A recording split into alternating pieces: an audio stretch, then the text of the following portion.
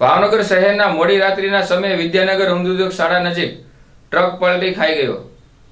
ભાવનગર શહેરના વિદ્યાનગર નજીક કમિશનરના બંગલા નજીક વળાંકમાં કોઈ મોડી રાત્રિના સમયે ટ્રક લઈને પસાર થઈ રહ્યો હતો। તે વેળાએ ટ્રક પલટી ખાઈ ગયો હતો, જેમાં લોડિંગ સામાન કાચની બરણીઓ ભરેલી હતી।